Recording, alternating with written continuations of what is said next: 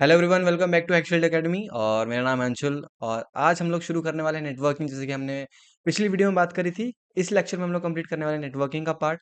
हो सकता है थोड़ी सी वीडियो ये लंबी हो सकती है, बट अगर आप एट द एंड तक इस वीडियो में बने रहते हो तो आपको पता चलेगा कि नेटवर्किंग क्या है, किस तरीके से हम लोग नेटवर्क का यूज़ करते हैं, किस तरह से नेटवर्किंग काम करती है। और एक चीज़ यही पता चलेगी, नेटवर्क जो है, नेटवर्किंग जो है, वो साइबर सिक्योरिटी का सबसे मेन पिलर क्यों है। चलते हैं मेरी स्क्रीन पे, देखते हैं किस तरीके से नेटवर्किंग काम करता है। नेटवर्किंग से पहले हम देखते हैं कि नेटवर्क होता क्या है। नेटवर्क का मतलब क्या है कि दो डिवाइसेस हैं, ठीक है, हमें उन्हें कनेक्ट करना है। उनको कनेक्ट करने के लिए कोई ना कोई एक रास्ता होगा जिसके थ्रू वो कनेक्ट हो रही होंगी, ठीक, कोई ना कोई एक मीडियम होगा, माध्यम होगा जिसके थ्रू वो कनेक्ट होंगी। तो जो ये कनेक्शन इन दोनों के बीच में बिल्ड होगा, इसी को हम लोग कहते हैं नेटवर्क। कि कोई भी अगर कम्युनिकेशन हो रहा है, उसी को हम लोग कहेंगे network. Communication is equal to network. देख लेते हैं कि जैसे अगर मैं मान लो ये आप हो और ये आपका फ्रेंड है। अगर आपको अपने फ्रेंड को कॉल करना है या मैसेज करना है, तो आप किसी ना किसी मीडियम के थ्रू करोगे। मान लो आपके अपने फ़ोन के थ्रू करोगे, तो आपका फ़ोन जो होगा वो किसी ना किसी नेटवर्क के थ्रू कनेक्टेड होगा आपके दोस्त के फ़ोन के साथ में, तभी आप वहाँ पे कम्युनिकेट कर पाओगे। अगर मुझे अपने दोस्त से बात करनी है, तो हम लोग नेटवर्क के थ्रू ही बात कर पाएँगे, ठीक है? तो अब देखते हैं कि नेटवर्क के टाइप क्या होते हैं। नेटवर्क कितने टाइप का होता है? बेसिकली नेटवर्क जो है वो 3 टाइप का होता है मेनली। पहला LAN, second is MAN and third is वैन। जो लैन है उसको उसकी फुल फॉर्म क्या होती है? उसकी फुल फॉर्म होती है लोकल एरिया नेटवर्क। मैन की होती है मेट्रोपॉलिटन एरिया नेटवर्क। और वैन की फुल फॉर्म होती है वाइड एरिया नेटवर्क। अब देख लेते हैं कि ये तीनों नेटवर्क किस तरीके से काम करते हैं। अगर मैं थोड़ा सा आपको इसके बारे में समझाना चाहूँ कि नेटवर्क्स किस तरीके से काम करते हैं। सबसे पहले नेटवर्क जो है, जैसे लैन नेटवर्क को समझते हैं कि लैन किस तरह से काम करता है। लोकल एरिया नेटवर्क के लिए हम लोग एग्जांपल लेते हैं अपने आसपास के बस स्टैंड का। आपके आसपास में कोई ना कोई बस स्टैंड होगा, वहां से बस आपके लोकल डिस्ट्रिक्ट्स में जाती होगी। डिस्ट्रिक्ट वन, दूसरी डिस्ट्रिक्ट में, तीसरी डिस्ट्रिक्ट में। तो यहाँ पे क्या हो रहा है, जो कनेक्शन बिल्ड हो रहा है वो एक लोकल एरिया के अंदर हो रहा है, आपके डिस्ट्रिक्ट के अंदर हो रहा है, आपके स्टेट के ही अंडर अंडर में ये कनेक्शन बिल्ड हो रहा है। ट्रांसपोर्ट का टेक्निकली देखा जाए तो नेटवर्क, अगर हम लोग लैन के बारे में कहेंगे तो लैन किस तरीके से काम करता है कि जो हमारा डिवाइसेस होंगे, वो डिवाइसेस किस तरीके से कनेक्ट होंगे, हमारे लोकल एरिया में कनेक्ट होंगे, ठीक है। उसको हम लोग बड़े नेटवर्क पे लेके नहीं जाएंगे, बड़े लेवल पे हम लोग उसको कनेक्ट नहीं करेंगे, ठीक है। उसी तरीके से जो हमारा मैन होता है, मैन के लिए हम लोग एग्जांपल ले सकते हैं हमारे नियर बाय रेलवे स्टेशन का। रेलवे स्टेशन किस तरीके से काम करता है, आपके पास में जो भी नियर बाय स्टेशन होगा, वहां से ट्रेन दिल्ली जाती होगी, बिल्कुल जाती होगी। देन उसके बाद में क्या आपके नियर बाय स्टेशन से ट्रेन हैदराबाद जाती होगी, बिल्कुल जाती होगी। क्या आपके नियर बाय स्टेशन से ट्रेन जम्मू जाती होगी, बिल्कुल जाती होगी। यानी कि यहाँ पे क्या हो रहा है, जो कनेक्शन हो रहा है वो किसके बीच में हो रहा है, यहाँ पे हम लोग स्टेट्स को इंटरकनेक्ट कर रहे हैं, ठीक है। तो अगर समझा जाए थोड़ा टेक्निकल तरीके से कि जो हमारा नेटवर्क होगा वो क्या करेगा, वो अलग अलग शहरों को कनेक्ट करेगा, ठीक है, अलग अलग स्टेट्स को कनेक्ट करेगा। तो उससे क्या होगा कि हमें पता चलेगा कि हाँ, जो हमारा नेटवर्क है वो थोड़ा सा बड़े लेवल पे है, किसके as comparison to LAN network. वैन किस तरीके से काम करता है, वैन का अगर मैं सिंपल एग्जांपल देना चाहूँ, तो आई थिंक अभी तक बहुत सारे लोगों ने गेस कर लिया होगा कि एयरपोर्ट। एयरपोर्ट से क्या फ्लाइट वहां से आपके नियर बाई एयरपोर्ट से ऑस्ट्रेलिया जाती होगी, बिल्कुल जाती होगी। दूसरे किसी कंट्री में जाती होगी, जापान जाती होगी, बिल्कुल जाती होगी। रशिया जाती होगी, बिल्कुल जाती होगी। यानी कि यहाँ पे हम लोग क्या कर रहे हैं, हम लोग यहाँ पे कंट्रीज को कनेक्ट कर रहे हैं। यानी कि यहाँ पे जो कनेक्शन बिल्ड हो रहा है वो वर्ल्ड वाइड बिल्ड हो रहा है। तो अगर टेक्निकल देखा जाए तो यहाँ पे जो कनेक्शन बिल्ड होगा वो किस में होगा, वो कंट्रीज में होगा, ठीक है। जो हमारे डिवाइसेस होंगे वो all over the world connected होंगे, वर्ल्ड वाइड कनेक्टेड होंगे। तो इस तरीके से हम लोग सिंपली समझ सकते हैं कि जो टाइप ऑफ नेटवर्क है वो किस तरीके से काम करता है। अब वहीं पे अगर देखा जाए, लैन के भी दो टाइप्स होते हैं, ठीक है। पहला पैन और सेकंड कैन। पैन मतलब पर्सनल एरिया नेटवर्क और कैन मतलब campus area network. Personal area network में क्या होगा, जो आपका डिवाइस है, जैसे मान लो आपने हॉटस्पॉट ऑन किया अपने फोन से और उससे अपना आपने लैपटॉप कनेक्ट कर लिया और उसी से आपका secondary device, for example touch pad connected है, ठीक है, राइटिंग पैड कनेक्टेड है। तो यहाँ पे हम लोग क्या कर रहे हैं, हम लोग यहाँ से एक पर्सनल एरिया के अंदर, जो कि आपके एक रूम के अंदर भी हो सकता है। अब ये नेटवर्क मैन से तो छोटा है, बट कैटेगरी क्या रहेगी इसकी? लैन रहेगी। उसी सेम तरीके से कैंपस एरिया नेटवर्क, कैंपस यानी कि कोई भी एक कैंपस होगा, मान लो कोई ऑफिस है या फिर आपके कॉलेज का कैंपस है। आपने देखा होगा आपके कॉलेज में वाईफाई लगे हुए हैं, ठीक है? एक इंजीनियरिंग का डिपार्टमेंट हो गया, देन एक फार्मेसी का हो गया, सेम उसी तरीके से मेडिकल का डिपार्टमेंट हो गया।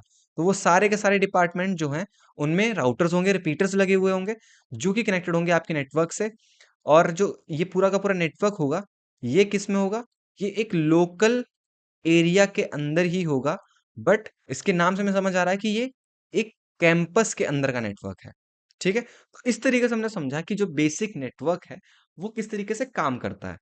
ठीक है? कौन-कौन से नेटवर्क के टाइप्स होते हैं और नेटवर्क काम किस तरीके से करता है। अब नेक्स्ट चलते हैं कि जो हमारा नेटवर्क है, हम लोग उस पे खुद की पहचान कैसे जानेंगे, ठीक है? तो आपकी जो पहचान होती है किसी नेटवर्क के ऊपर, वो आइडेंटिफ़ाई होती है आईपी एड्रेस से। जो आईपी एड्रेस है, इसको आप ये मान लो कि आपका ये इंटरनेट का एड्रेस है। का एड्रेस क्या है इंटरनेट पे? ठीक है, कोई ना कोई एड्रेस तो होगा ही, जैसे आप कहीं पे रहते हो, आपके घर का कोई ना कोई एड्रेस होगा।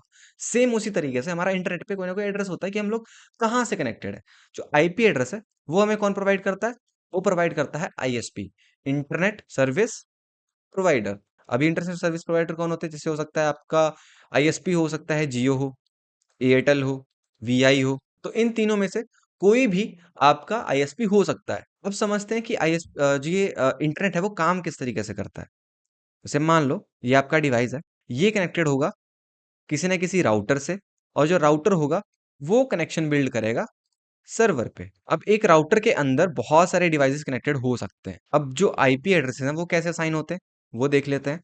जो हमारा राउटर होगा, वो अपने अंडर में, जो कि उसका एरिया होगा, मतलब अपने एरिया का बॉस है, तो उसके एरिया के अंडर जितने जितने डिवाइसेस कनेक्टेड होंगे, वो उसको अपने तरीके से आइडेंटिफाई करेगा। उसके लिए वो कैसे आइडेंटिफाई करेगा? ये आइडेंटिफाई करेगा private area, private IP address allot करके। अब जो प्राइवेट आईपी एड्रेस है, वो हो सकता है जैसे यहाँ पे 192.168.1.1.2, सॉरी, ठीक है? जो हमारा 1 और 255, जो हमारे ये दोनों आईपी एड्रेस हैं, ये रिजर्व होते हैं, ठीक है? ये राउटर के लिए रिजर्व रहते हैं। एक जो होता है ब्रॉडकास्ट के लिए यूज होता है और एक राउटिंग के लिए यूज होता है। जो हमारे डिवाइस कनेक्ट रहेंगे तो वो कहाँ से कहाँ तक हो सकते हैं? 254 तक। 2 से लेके 254 तक हमारे डिवाइस का एड्रेस आ सकता है। अब यहाँ पे हम लोग पहचानेंगे कैसे? अगर मैं सिंपल तरीके से समझाऊं कि हम लोग आईपी एड्रेस को पढ़ते कैसे हैं, ठीक है? कोई ना कोई तरीका तो होगा पढ़ने का। तो इसको पढ़ने का सिंपल तरीका है, मैं एक एग्जांपल के साथ चलता हूँ। आपने लैंडलाइन नंबर देखा होगा, ठीक है? इस तरह से होगा। जो फर्स्ट डिजिट है वो क्या शो करता है? कि जो आईपी एड्रेस है वो कौन सी कंट्री का है।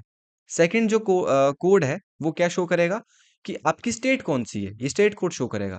देन नेक्स्ट जो कोड होगा हमारा, वो क्या शो करेगा? कि आपका सर्विस प्रोवाइडर कौन है। और जो लास्ट का होगा, वो क्या शो करेगा? वो आपके डिवाइस की आईडी शो करेगा, ठीक है? या फिर टेक्निकली अगर बोला जाए तो होस्ट आईडी शो करेगा कि होस्ट, जो जो होस्ट है हमारा, जो डिवाइस है, उसको कौन सा नंबर अलॉट है, वो कितने नंबर वाला डिवाइस है, दूसरे नंबर वाला है, तीसरे नंबर वाला है, चौथे नंबर वाला है, या 254 वाला है, या 250 वाला है, कौन सा वाला है। तो इससे हमें पता चलेगा कि उस डिवाइस की आईपी आईडी क्या है, ठीक है? अगर आपने लैंडलाइन नंबर में अगर ये लास्ट के एक दो डिजिट्स को, अगर दो तीन डिजिट्स को बदल के देखा होगा, तो आपके ही नियर बाय में कॉल लगता था।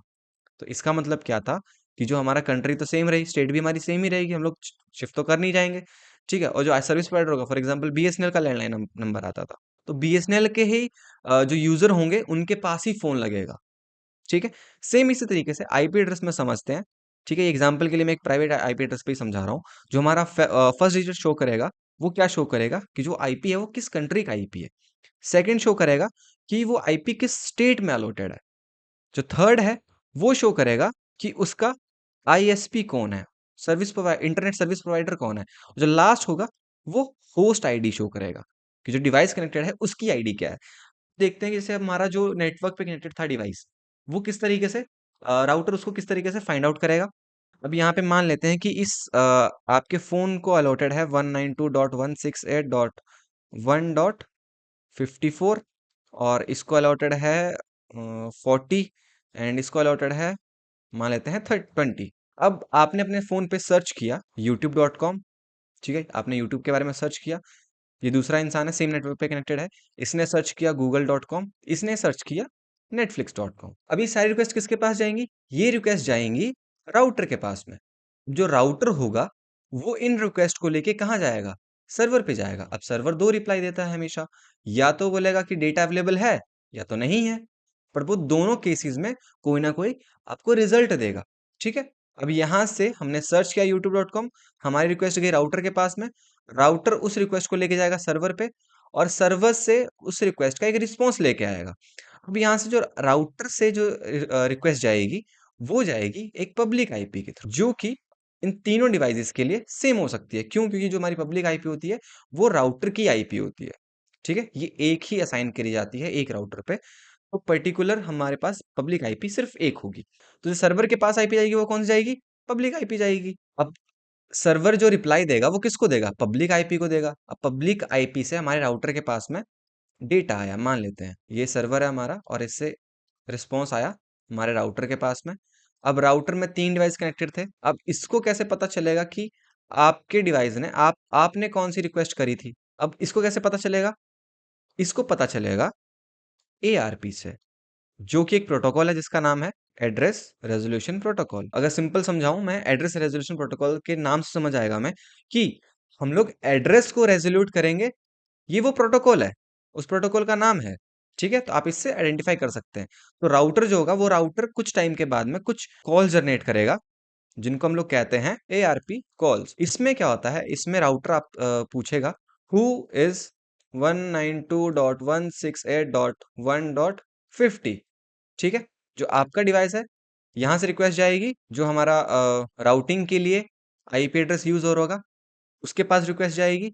जो राउटिंग के लिए यूज हो रहा होगा हमारा आईपी एड्रेस, वो बताएगा कि ये आईपी किसके पास है अभी फिलहाल, क्योंकि हमें राउटिंग के थ्रू ही पता चलेगा जहां से रास्ता जा रहा है, तो हमें वहीं से पता चलेगा ना कि ये रास्ता कहाँ जाएगा। एक्चुअल सिंपल समझाने का मतलब क्या था कि जो हमारी एआरपी कॉल्स हैं उसके थ्रू जो हमारा राउटर है वो आइडेंटिफाई करता है कि किसने क्या सर्च किया था। ठीक है, अब ये इस पे देखेगा कि हाँ, यूट्यूब किसने सर्च किया था, youtube.com, वो किया था 50 वाले ने। ठीक है, सेम उसी टाइम पे google.com का भी रिजल्ट आ गया है, तो वो उसको दिखा देगा, पूछेगा हु इज 40, या तो उसको उसका वेब पेज शो कर देगा। सेम उसी तरीके से नेटफ्लिक्स वाला पूछेगा कौन है, 20 बोलेगा मैं हूं, यस सर, उसको नेटफ्लिक्स का पेज दिखा देगा। तो इसकी वजह से जो ये प्रोटोकॉल है एआरपी, इसकी वजह से जो हमारा वेब पेजेस है वो क्रॉस कनेक्शन नहीं होता। जैसे हमारे कई बार कॉल लग जाता है, क्रॉस कनेक्शन हो जाता है, तो राउटर इस प्रोटोकॉल की वजह से वो कंफ्यूजन पैदा नहीं होने देता। ठीक है, तो अभी तक हमने समझा कि जो आईपी के दो टाइप्स थे, पब्लिक और प्राइवेट, हमने दोनों को समझ लिया कि दोनों किस तरीके से काम करते हैं। दो और टाइप हैं आईपी एड्रेसेस के, जिसका नाम है स्टैटिक और दूसरा डायनेमिक। जो स्टैटिक आईपी एड्रेस है, ये क्या होता है? स्टैटिक का मतलब क्या है कि एक ठहरा हुआ, ठहराव, या फिर सिर्फ जो एक एड्रेस जो कभी बदले ना। अब इसका यूज कहाँ पे आता है?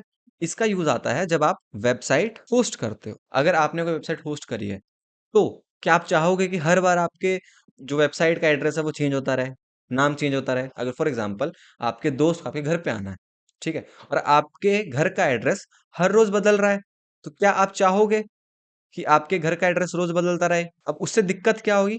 पहली बात तो लोगों को आपके एड्रेस पे पहुंचने में डिफिकल्टी आएगी। सेम उसी तरीके से अगर हमारा आईपी एड्रेस चेंज होता रहेगा वेबसाइट का, तो वेबसाइट पे ट्रैफिक कम आएगा। तो अगर आपको यहाँ से चीज समझ आ रही है कि हर एक चीज, भले ही वो एक वेबसाइट हो, वेब ऐप हो, कोई भी एप्लीकेशन हो, ऐप यूज कर रहे हो आप, व्हाट्सएप, जो भी आप चीज यूज करोगे, वो नेटवर्क से ही कनेक्टेड है। तो नेटवर्क के थ्रू ही हम लोग उनको यूज कर सकते हैं। तो नेटवर्क इसलिए हमारे लिए सबसे ज्यादा इंपॉर्टेंट है। और साइबर सिक्योरिटी का मेन पिलर जो है वो क्या है? नेटवर्क ही है। सबसे पहले हम लोग नेटवर्क को ही अभी कवर करने वाले हैं अच्छे से। जो फोर्थ टाइप था वो क्या था? डायनेमिक। डायनेमिक मतलब जो टाइम के साथ चेंज होता रहे। इसका यूज केस कहाँ पे आता है? जैसे अगर मान लो एक सिस्टम है, उसको एक आईपी एड्रेस अलॉट हुआ है। अगर वो सिस्टम स्विच ऑफ है, तो क्या उसके पास में वो आईपी एड्रेस रहना सही बात है? क्योंकि उसका कोई यूज नहीं हो रहा है, वो जस्ट वेस्ट हो रही है। तो वेस्ट वो नहीं होनी चाहिए। उसको यूज करने के लिए हम लोग यूज करते हैं डायनेमिक आईपी एड्रेसेस का, जिस जो कि टाइम का चेंज होगा। ठीक है, अगर आप अपने फोन में अगर आपका आईपी एड्रेस अभी 192.168.5.1 सॉरी 5.16 है, तो अगर आप अपने फोन का एरोप्लेन मोड ऑन ऑफ करोगे तो लास्ट का नंबर चेंज हो जाएगा। अब देख लेते हैं कि जो ये डायनेमिक है वो किस तरीके से अलॉट करता है। ये अलॉट करता है डीएचसीपी के थ्रू। जो ये प्रोटोकॉल है इसको हम लोग कहते हैं डायनेमिक होस्ट कॉन्फ़िगरेशन प्रोटोकॉल। ठीक है, इसके थ्रू हम लोग आईपीस को जो है वो डायनेमिकली अलॉट करते हैं सिस्टम्स को। ठीक है, ताकि जो हमारी आईपी एड्रेस है वो फालतू में वेस्ट ना हो, हम उनका प्रॉपर यूज कर पाए। अब बात कर लेते हैं वर्जन्स की कि आईपी एड्रेस के वर्जन कितने हैं। तो जनरली दो वर्जन है आईपी एड्रेसेस के। पहला IPv4, second is IPv6। IPv4 जो है ये 32 बिट का होता है। ठीक है, और जो IPv6 है ये 128 बिट का होता है। ठीक है, और अगर आप इसका कॉम्बिनेशन निकालोगे तो ये निकलेगा 4.7 बिलियन के आसपास। ठीक है, और अभी के टाइम पे अगर आप देखोगे तो हमारी जनसंख्या कितनी है, हमारी जनसंख्या लगभग लगभग 7 से 8 बिलियन के आसपास है। इसके अकॉर्डिंग हमारे पास जो आईपी एड्रेस है वो शॉर्ट हो रहे हैं। ठीक है, इसलिए हम लोग अभी डायनामिक आईपी एड्रेस हमने इंट्रोड्यूस किया कि वो चेंज होगा, अगर कोई यूज नहीं कर रहा है तो किसी और को साइन कर देते हैं। ठीक है, बट उसके बाद भी जब हमारे आईपी एड्रेसेस पूरे नहीं हो पा रहे थे, इसलिए हम लोग लेके आए, हमने इंट्रोड्यूस किया IPv6 वर्जन 6। अब इसमें क्या होता है, ये एक हेक्सा डेसिमल एड्रेस होता है जो कि अलॉट किया जाता है सिस्टम को। और इसमें अगर आप चेक करोगे कॉम्बिनेशन कितने बनेंगे, ये बनते हैं 340 ट्रिलियन ट्रिलियन ट्रिलियन, 3 बार ट्रिलियन। तो इतने कॉम्बिनेशन ऑफ आईपी एड्रेसेस आप बना सकते हो। और जो हमारा बिट होता है वो किस तरीके से डिफाइन होता है वो मैं आपको बता देता हूँ। जो हर एक स्लॉट होगा वो 8 बिट का होता है। अभी थोड़ा सा प्रैक्टिकल से देखते हैं कि जो हमारे आईपी एड्रेस है वो किस तरीके से काम करते हैं। ठीक है, तो अभी हम लोग खोल लेते हैं अपना CMD कमांड प्रॉम्प्ट, और इस पे पहले हम लोग अपना चेक करेंगे कि जो हमारा आईपी एड्रेस है वो किस तरीके से हमें दिखेगा। उसके लिए हम लोग कमांड चलाएंगे। कमांड प्रॉम्प्ट पे आईपी एड्रेस चेक करने की कमांड होती है IP config। इसके तो हम लोग देख सकते हैं कि जो हमारा आईपी एड्रेस है वो कैसे काम कर रहा है। अब जो .1 है ये हमारा गेटवे की आईपी है, जो हमारे राउटर की आईपी है, जो एक प्राइवेट एरिया के अंदर है। ठीक है, अब अगर मैं प्राइवेट को थोड़ा सा और सिंपल समझाऊं, प्राइवेट और पब्लिक में डिफरेंस समझाऊं मेन, तो वो सिर्फ इतना है कि आपका कोई ना कोई निकनेम होगा घर पे। ठीक है, जिससे सिर्फ आपके घर वाले ही आपको जानते हैं। क्या आपके फ्रेंड सर्कल में उस नाम जाना जाता है? हो सकता है एक दो लोग जानते हो, बट अगर आप बात करो अपने कॉलेज के फ्रेंड सर्कल का, तो क्या आपके घर के नाम से आपको कॉलेज में जाना जाता है? नहीं। आपको कॉलेज में किस नाम से जाना जाता है? जो आपका नाम आधार कार्ड के ऊपर है। तो यानी कि जो आपका आधार कार्ड के ऊपर नाम है वो एक तरह से पब्लिक नेम है, आपका पब्लिक एड्रेस है। अगर आप ये मान के चलो, जो आधार कार्ड पे नेम है वो हमारा पब्लिक एड्रेस हो गया, और जो आपका घर पे नाम है, निकनेम है, वो क्या हो गया हमारा, वो मान लीजिए प्राइवेट एड्रेस हो गया। वो एक सिर्फ प्राइवेट एरिया के अंदर उसको जाना जा रहा है। तो ये सिंपल सा डिफरेंस है प्राइवेट और पब्लिक में। अब उसी तरीके से चेक कर लेते हैं कि हमारा आईपी एड्रेस क्या है। तो हम लोग चेक करेंगे वायरलेस लैन अडेप्टर, क्योंकि ये हमारे वाईफाई का एग्जैक्ट है। जो ऊपर वाले हैं ये वर्चुअल मशीन के हैं, जो मैंने आपको पिछली वीडियो में सेटअप करने का दिखाया था, ये उसके नेटवर्क अडेप्टर्स हैं। ठीक है, तो आपको ये वाला देखना है, वाईफाई लैन अडेप्टर। इसमें आपका IPv4 एड्रेस क्या है, आपका अलग हो सकता है। मेरा दिखा रहा है 192.168.1.1। ये हमारा प्राइवेट एरिया नेटवर्क है। ठीक है, प्राइवेट एरिया के अंदर, लोकल एरिया के अंदर ये हमारा एड्रेस है। ठीक है, और जो डिफॉल्ट गेटवे है वो क्या है, 1.1। ठीक है, और सेम तरीके से जो 255 होगा वो हमारा ब्रॉडकास्टिंग के लिए यूज होगा। ठीक है, ब्रॉडकास्टिंग या फिर राउटिंग के लिए यूज होगा। अगर आप यहाँ पे देख पा रहे हो, जैसे यहाँ पे IPv6 में अगर मैं VM नेट 1 की बात करूं, तो यहाँ पे 192.168.168.1 है, और यहाँ पे 168.62.1 है। तो यानी कि जो ये सेकंड वाला नंबर है, ये क्या शो कर रहा है कि दोनों अलग नेटवर्क्स हैं। इसको हम लोग कहते हैं नेटवर्क आईडी, यानी कि ये कौन से नेटवर्क में काम कर रहा है अभी। अब हम लोग सेम तरीके से एक बार पब्लिक आईपी भी हम लोग चेक कर लेते हैं कि हमारी पब्लिक आईपी क्या है। उसके लिए हम चेक करेंगे व्हाट इज माय आईपी, एक वेबसाइट पे जाएंगे। ठीक है, वहां पे हम लोग अपनी आईपी चेक करेंगे। ठीक है, अब यहाँ पे मुझे ये दिखा रहा है कि जो मेरी आईपी है, पब्लिक आईपी, वो मेरी ये है, यानी कि ये राउटर की आईपी है। ठीक है, आप अपनी चेक कर सकते हो। ठीक है, कि आपकी जो पब्लिक आईपी है वो क्या दिखा रहा है। तो अभी तक हमने देखा कि जो हमारी आईपीज़ हैं वो किस तरीके से काम करती हैं, पब्लिक और प्राइवेट में फ़र्क क्या है, किस तरीके से हम लोग उसको यूज़ करते हैं, हमारे लिए रियल लाइफ़ में कैसे यूज़ होती हैं आईपी एड्रेसेस, ठीक है? अब हम लोग देख लेते हैं, जो हमारा नेटवर्क है, वो कम्युनिकेट किस तरीके से करेगा, जो हमारा डेटा होगा, वो कैसे फ्लो करेगा, ठीक है? क्योंकि अगर आप थोड़ा-सा बेसिक्स ये थोड़ी थ्योरी नहीं समझोगे, तो आपको नहीं पता चलेगा कि नेटवर्क किस तरीके से काम करता है। तो उसके लिए हम लोग क्या यूज़ करते हैं? उसके लिए हम लोग यूज़ करते हैं पोर्ट्स का। पोर्ट आप एक तरह से ये मानो कि ये आपका एक दरवाज़ा है, जहाँ से डेटा इन और आउट हो रहा है, अंदर और बाहर जा रहा है। और अगर इसको मैं सिंपल तरीके से समझाऊँ, जैसे मान लो आप एक रूम के अंदर हो, तो उस रूम में आने के लिए एक दरवाज़ा होगा, वहीं से आप अंदर आ सकते हो और वहीं से आप बाहर जा सकते हो। ठीक है? अगर ये ना माने कि खिड़की में जाली नहीं है या फिर उसमें ग्रिल्स नहीं है, वो हम लोग नहीं कंसिडर कर रहे।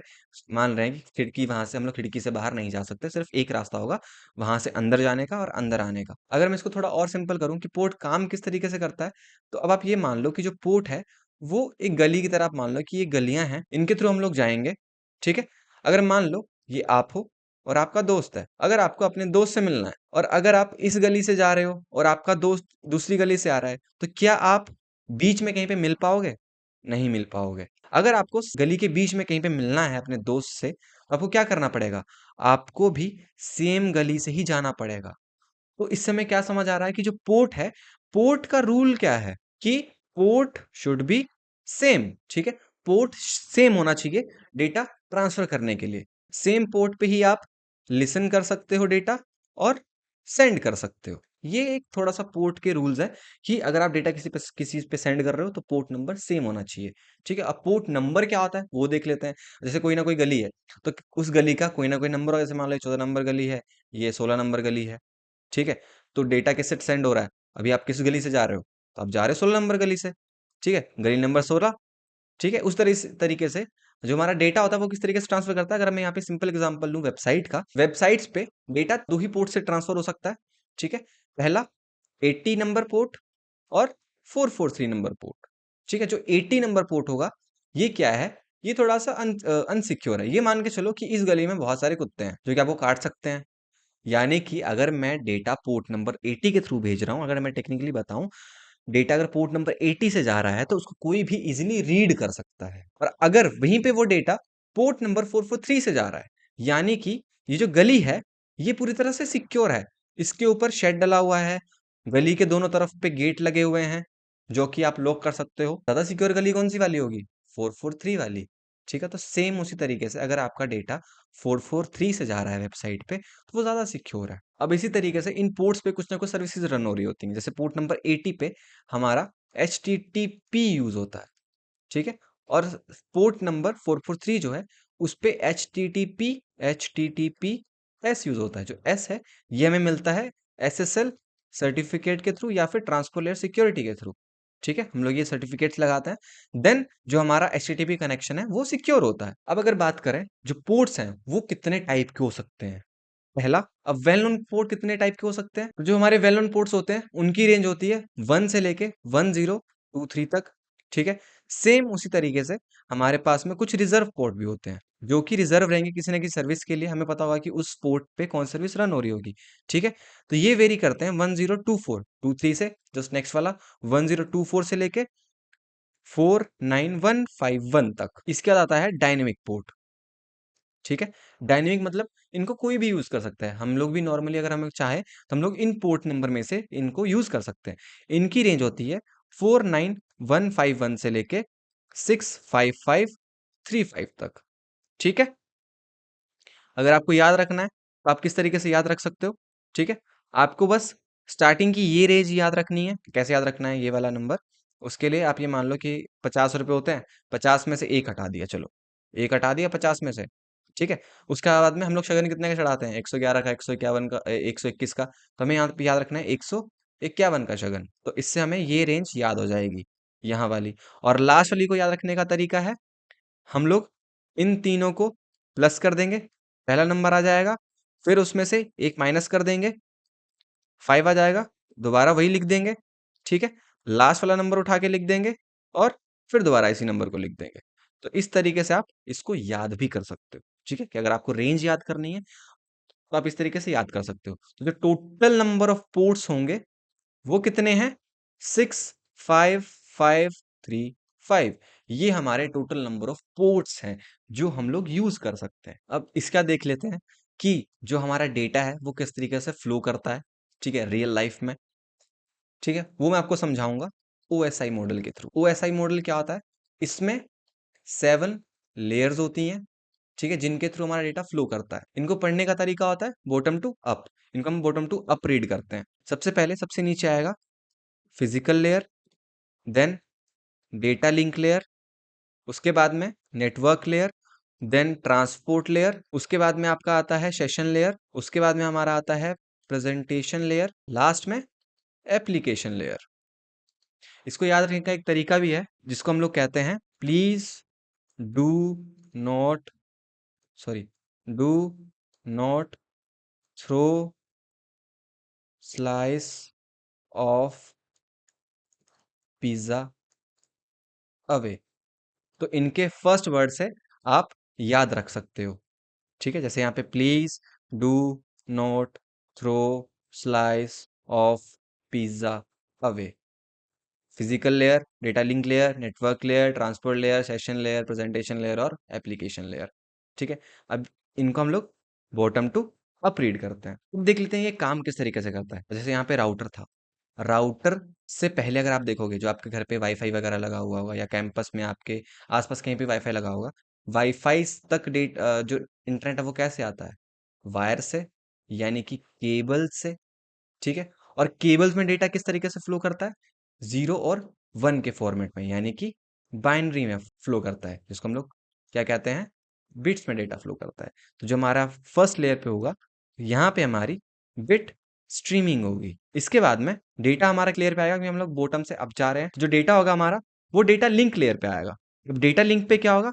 जो बिट हमारे बने होंगे, ठीक है, उन बिट्स को हम लोग फ्रेम्स में ऐड कर देंगे। उसके हम लोग फ्रेम बनाएंगे। देन फ्रेम के बाद में उसका बनेगा पैकेट, ठीक है, नेटवर्क लेयर पे उस पर पैकेट बनेंगे। देन सेगमेंट, उसके बाद में सेशन लेयर क्या करता है? सेशन लेयर जो होता है वो आपका सेशन को बिल्ड करता है या फिर उसको मेंटेन करके रखेगा कि कनेक्शन टूटे ना। और प्रेजेंटेशन लेयर क्या करता है? ये इनक्रिप्ट करेगा डेटा को।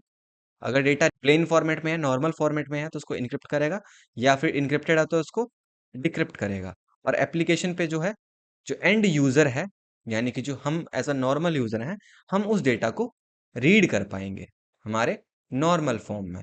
जो हमारा डेटा नॉर्मल फॉर्म है, जैसे अभी मैं नॉर्मल लिख रहा हूँ, ठीक है। इंक्रिप्शन के बाद में हो सकता है डेटा कुछ इस तरह से हो, ठीक है। वो आपको मैं नेक्स्ट एग्जांपल में समझाता हूँ। अब जैसे यहाँ पे हमने क्या किया, please do not throw slice of pizza away, ठीक है।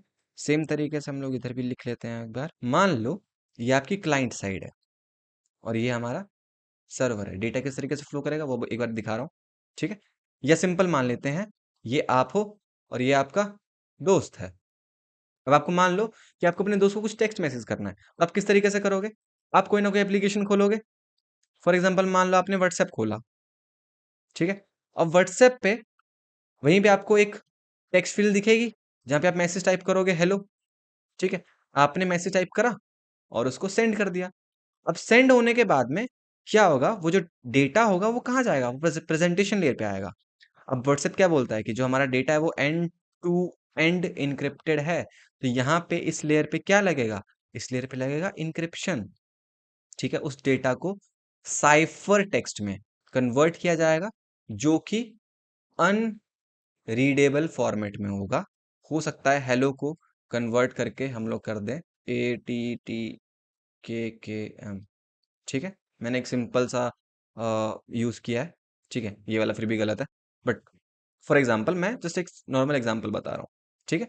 तो हमें नहीं पता कि इसका मतलब क्या है। अगर मैं सिंपली देखूं, इसका हमें मतलब नहीं पता कि इसका मतलब क्या है।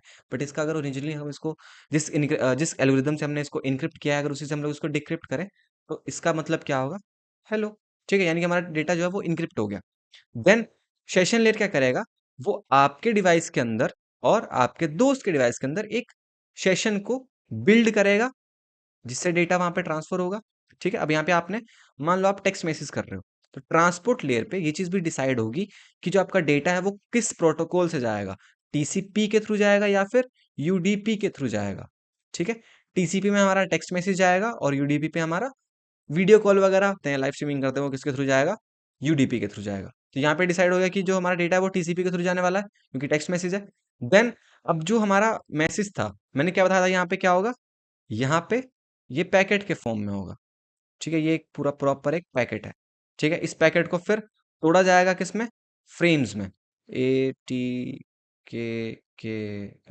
इस तरीके से इसको तोड़ा जाएगा छोटे छोटे पैकेट्स में। अब जो ये पैकेट्स हैं, इनको बाइनरी के फॉर्म में कन्वर्ट किया जाएगा। ठीक है, फिजिकल लेयर पे।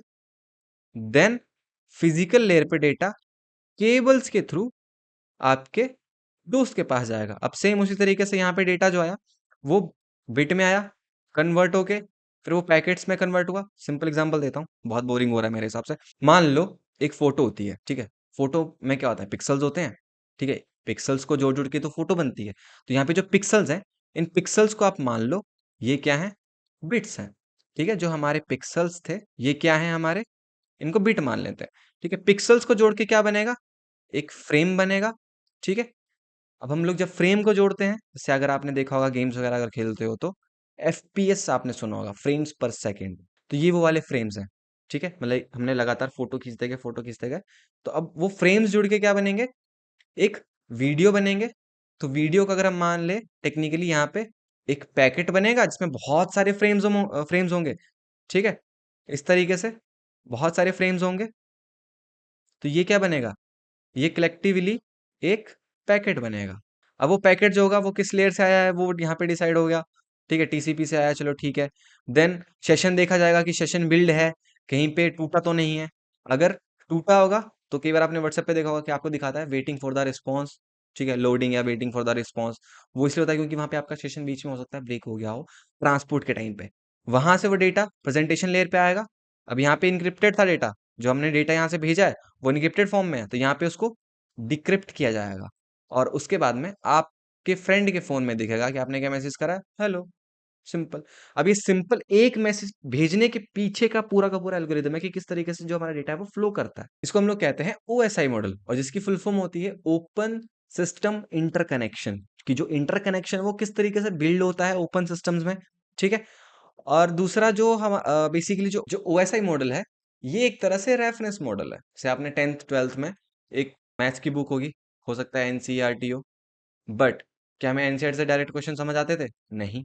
उसके लिए हम लोग एक रेफरेंस बुक फॉलो करते थे, आर डी शर्मा, या फिर हो सकता है आप कोई दूसरी बुक फॉलो करते हो, अग्रवाल सर की। ठीक है, तो वो क्या थी? वो एक रेफरेंस बुक थी जिसे हमें वो क्वेश्चन समझ आता था। तो सेम उसी तरीके से जो ओएसआई मॉडल है वो एक रेफरेंस मॉडल है जिसे हमें समझ आता है कि डेटा फ्लो कैसे कर रहा है। जो एक्चुअल कंसेप्चुअल मॉडल है उसको हम लोग कहते हैं टीसीपी आईपी मॉडल। ज्यादा फर्क नहीं है दोनों में। इन तीनों लेयर्स को मिला के एक लेयर में कर दिया गया है जिसका नाम है एप्लीकेशन लेयर। ठीक है, जैसे व्हाट्सएप के अंदर ही आप मैसेज टाइप कर सकते हो, व्हाट्सएप ही उसको इनक्रिप्ट करता है और व्हाट्सएप ही उसका सेशन मेंटेन करके रखता है। देन ट्रांसपोर्ट लेयर अलग से, देन नेटवर्क लेयर अलग से, डेटा लिंक लेयर और फिजिकल लेयर, इन दोनों को कंबाइन करके इंटरनेट लेयर, हम लोग टीसीपी आईपी मॉडल में इंटरनेट लेयर बोलते हैं। काम दोनों का सेम है। ठीक है, तो इस तरीके से मैंने आपको बताया दोनों में फर्क क्या है। मेन ओएसआई मॉडल में 7 लेयर्स हैं और टीसीपी आईपी मॉडल में 4 लेयर्स हैं। कहीं कहीं पे आपको 5 लेयर्स भी देखने को मिल जाएंगी। इसके थ्रू हम लोग समझेंगे डेटा कैसे फ्लो करता है, और इसके थ्रू एक्चुअली में डेटा फ्लो करता है। जो हमारा डेटा है वो इस तरीके से जाता है, क्योंकि दोनों सेम है, ज्यादा डिफरेंस दोनों में नहीं है। ठीक है, बस उन लेयर्स को मिला के कन्वर्ट करके कम कर दिया गया है। सिंपल सा, दोनों में सिर्फ इतना ही फर्क है। उसे अभी देख लेते हैं। टीसीपी है, वो टीसीपी हमारा काम किस तरीके से करता है। अगर हमें किसी डिवाइस से कनेक्शन बिल्ड करना तो वो कनेक्शन कैसे बिल्ड होगा? उसके लिए हम लोग यूज करते हैं टीसीपी का three way handshake. TCP three way handshake क्या होता है वो समझते हैं। सिंपल समझो कि क्लाइंट है, सर्वर है, या आप हो, और ये आपका दोस्त है, आपका फ्रेंड है। आपने अपने फ्रेंड को मैसेज करा, क्या, हाय फ्री है? आपका फ्रेंड क्या करेगा? कोई ना कोई रिप्लाई करेगा, या तो हाँ बोलेगा तो ना बोलेगा।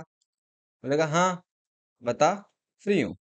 देन आप एक और मैसेज बोलोगे कि कुछ इंपॉर्टेंट बात करनी थी। देन उसके बाद में यहाँ से आप नीचे बात करना शुरू करोगे। सेम इसी तरीके से जो टीसीपी है वो कुछ फ्लैग्स यूज करता है, ठीक है, उनको समझ लेते हैं। पहला होता है SYN, second is acknowledge, third is finish, fourth is push, fifth is reset, sixth is urgent. अब इन फ्लैग्स का क्या मतलब है? जो सिन है ये सिंपली आप समझो सिंक्रोनाइज जो फ्लैग है ये टीसीपी का हाई मैसेज है, ठीक है। एक्नॉलेज जो है वो हमारा रिसिप्ट है, ठीक है, जो रिसीट एक लेके आएगा, रिसीट जो हमारी होती है, जो बिल होता है हमारा, एक तरह से प्रूफ है, ठीक है। फिनिश फ्लैग जहां पे यूज होगा, इसका मतलब है कि हम लोग कनेक्शन को क्लोज करना चाहते हैं। जो पुश फ्लैग है ये क्या करता है? ये बफर डेटा को, जो हमारा बफर में डेटा फंसा हुआ होगा उसको फोर्सफुली पुश कर देगा। रीसेट जो होगा ये कनेक्शन को रीसेट कर देगा, दोबारा उसको रीबिल्ड कर देगा, ठीक है। और जिस मैसेज के ऊपर अर्जेंट फ्लैग लगा हुआ होता है उसको क्या मिलती है? प्रायोरिटी मिलती है, ठीक है। फॉर एग्जाम्पल जैसे आपने अपने दोस्त को मैसेज करा कि भाई मुझे एक असाइनमेंट पे काम करना है, जल्दी से हेल्प करने आ जा। और हो सकता है कि आपको भी किसी और का मैसेज आया हो कि हाय फ्री है क्या, घूमने चलें। तो आपके लिए अर्जेंटली अभी यहाँ पे क्या प्रायोरिटी क्या है? असाइनमेंट है, यानी कि आप वहां पे कौन सा फ्लैग लगा हुआ है? अर्जेंट फ्लैग लगा हुआ है। सिंपली अगर थोड़ा सा हम लोग सिर्फ एक लॉजिकल एग्जांपल लेके चलें, ठीक है। तो इस तरह से जो हमारा टीसीपी है कुछ फ्लैग्स यूज करता है, गिनती में 6 होते हैं, ठीक है। तो कनेक्शन बिल्ड कैसे होता है? टीसीपी सेम हाई मैसेज करेगा, हाई कौन सा है? सिन, एक सिन फ्लैग भेजेगा, सिंक्रोनाइज फ्लैग भेजेगा। अब यहां से सर्वर भी हाई बोला, हाय यहां, यानी कि उसने भी एक सिंक्रोनाइज फ्लैग बोला, बता फ्री हूं, प्लस एक्नॉलेजमेंट, एक रिसिप्ट भेजी उसने कि हाँ बता, है ना, यानी कि उसने एक रिसीट भेजी कि मेरी इससे बात हुई है, चलो ठीक है। अब आपने यहां से एक और जो थर्ड है कनेक्शन बिल्ड कैसे कब होगा? जब यहां से एक और एक्नॉलेजमेंट फ्लैग आप सेंड कर दोगे सर्वर पे। ये सब टेक्निकल तरीके से मैंने थोड़ा समझाया कि टेक्निकल तरीके से कैसे काम करती हैं चीजें। क्लाइंट ने सिन फ्लैग भेजा, सर्वर ने सिन फ्लैग प्लस एक्नॉलेज फ्लैग भेजा, और जब क्लाइंट दोबारा एक्नॉलेज फ्लैग भेज देगा तो इसके थ्रू यहां पे फिर कनेक्शन बिल्ड हो जाएगा, ठीक है। इसके नीचे जो है हमारा जो डेटा है शेयर होगा, ठीक है। अब मुझे कनेक्शन क्लोज करना है, तो क्लोज करने के लिए मैं क्या यूज करूंगा? क्लोज भी सेम तरीके से होगा। यहां से चल ठीक है, मतलब आप अभी सी ऑफ कर रहे हो अपने फ्रेंड को, आप बोलोगे चल ठीक है चलते हैं या कल मिलते हैं, ठीक है। तो यानी कि यहाँ पे क्या होगा? आपने एक फिन फ्लैग भेजा, फिनिश फ्लैग भेजा कि हाँ ठीक है मेरे को जो बात करनी थी वो हो गई, ठीक है। तो सेम यहाँ से सर्वर से भी आपको एक फिनिश फ्लैग आएगा, प्लस उसका एक्नॉलेज भी लेके आएगा टीसीपी, ठीक है। और फिर तीसरी बार क्या जाएगा यहाँ से? जो ये एक्नॉलेज आया है प्लस दूसरा एक्नॉलेज फ्लैग, ठीक है। सेम इसी तरीके से ऊपर भी इस रिसिप्ट का रेफरेंस जाएगा, ठीक है, यहां से इसके साथ में प्लस एक नई रिसिप्ट जाएगी कि यानी अब जो टीसीपी है वो क्या है? वो अगर मैं सिंपल समझाऊं तो जो टीसीपी है वो एक सिंसियर प्रोटोकॉल है, वो एक सिंसियर प्रोटोकॉल है। आराम से डेटा लेके जाएगा, आराम से डेटा लेके आएगा, यानी कि ये एक रिस्पॉन्सिबल इंसान है। अगर मैं इंसान मानता हूँ टीसीपी को कि ये एक इंसान है, तो ये एक रिस्पॉन्सिबल इंसान है जिसपे मैं ट्रस्ट कर सकता हूँ, ठीक है। मुझे पता है कि ये डेटा मेरा पहुंचा ही देगा, ठीक है। बट जो यूडीपी है वो सिंसियर नहीं है, वो है बैक पेंचर एक तरह से। वो क्या करेगा? वो डेटा फेंक देगा। पहुंचा तो पहुंचा, नहीं पहुंचा तो मेरी गलती थोड़ी है, मैंने तो पहुंचा, मैंने तो भेज दिया। तो यूडीपी उस तरीके से काम करता है, जिसे हम लोग कहते हैं कनेक्शन लेस। यूडीपी मतलब एक बार यहां से रिक्वेस्ट जाएगी कि भाई फ्री है क्या, ठीक है, यहां से रिस्पॉन्स आएगा हाँ फ्री हूँ, चल ठीक है यार इधर घूमने चलना है, जल्दी पहुंच मेरे रूम के नीचे, मुझे नहीं पता जैसे मर्जी आ, मतलब यहाँ से रिक्वेस्ट जा रही हैं, ठीक है। अब कुछ रिक्वेस्ट पहुंच रही हैं, कुछ नहीं पहुंच रही। तो जो यूडीपी है वो किस लिए यूज होता है हमारा? मल्टीमीडिया कास्टिंग के लिए, ठीक है। देखा होगा कई बार आपने कि जब आप हम लोग लाइव स्ट्रीम करते हैं तो थोड़े से कई बार फ्रेम ड्रॉप ड्रॉप हो जाते हैं, थोड़ा सा ग्लिच आता है वीडियो में। वो किस लिए आता है? वो इस रीजन की वजह से आता है, जो डेटा है वो पहुंच ही नहीं पाया हमारे सर्वर तक। तो समझ आया कि किस तरीके से ये सारी चीजें काम करती हैं। आई होप आपको ये नेटवर्किंग का जो लेक्चर था थोड़ा बड़ा हो गया है, बट आई होप आपको अच्छे से समझ आया होगा। और नेक्स्ट लेक्चर में हम लोग शुरू करने वाले हैं लिनक्स से, और इस वीडियो के साथ में नेटवर्किंग की वीडियो के साथ ये नोट्स भी शेयर कर दूँगा ताकि आप एक बार गो थ्रू कर पाओ। और मैं कहूँगा कि अगर आप नोट्स बना रहे हो, तो अपने तरीके से नोट्स बनाना। जो आपको समझ आ रही हैं चीज़ें, आप सिर्फ़ वही नोट्स बनाना। और मैं मिलता हूँ नेक्स्ट वीडियो में, तब तक के लिए have a good day. Bye-bye. Subscribe करके जाना।